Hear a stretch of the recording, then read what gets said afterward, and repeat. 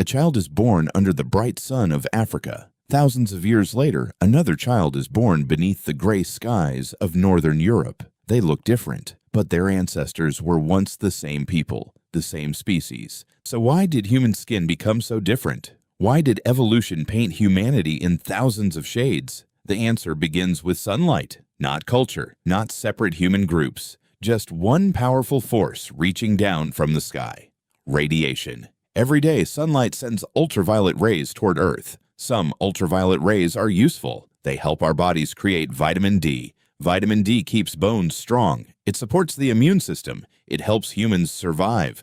But too much ultraviolet radiation can damage cells. It can destroy folate. Folate is a vitamin needed for making DNA. It is especially important during pregnancy. Too much damage can reduce reproductive success.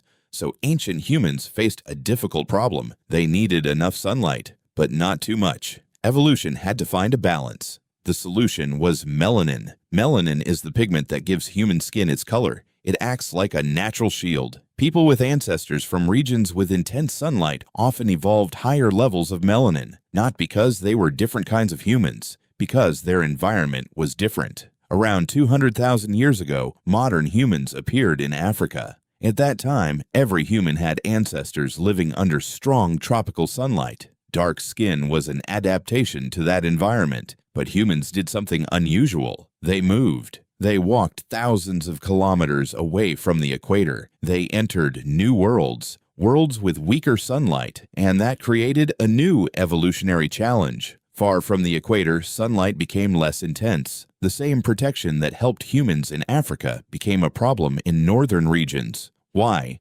Because the body needed ultraviolet light to produce vitamin D.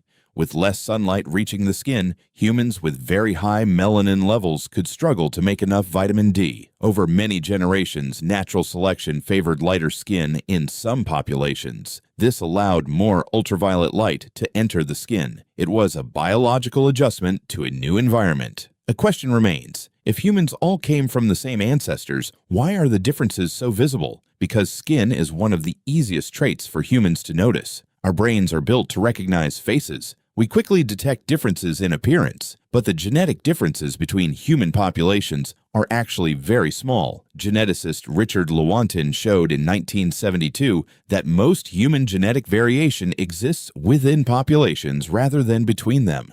The visible differences we notice represent only a tiny fraction of human biology. Skin color is not a map of separate human types. It is a record of ancient journeys, a history book written in biology. Researchers have continued studying this story. In 2005, geneticists Nina Jablonski and George Chaplin published research showing that human skin color variation closely follows ultraviolet radiation levels around the world. The pattern was not random. It followed the sun, the equator, the seasons, the environment. Human skin tells the story of migration. Thousands of years ago, groups of humans moved into places like Europe and Asia. They adapted, they changed, but they never stopped being connected. The same genetic changes that created lighter skin happened gradually. There was no single moment when humans suddenly became a different color. Evolution does not work like a paintbrush. It works like a slow filter, one generation at a time, one small change after another. Imagine a family leaving the equator.